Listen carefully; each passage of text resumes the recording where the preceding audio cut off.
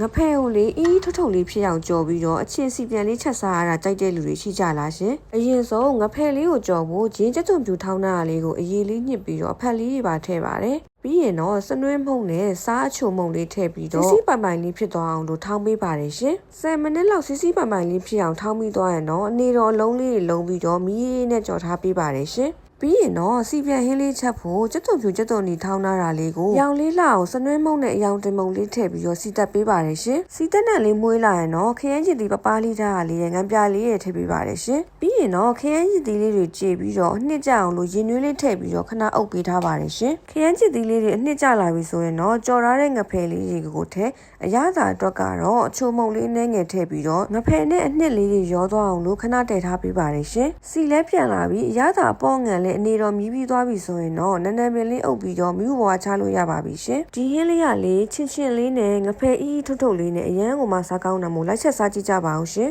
နောက်မှပြန်တွေ့ကြမယ်ဘိုင်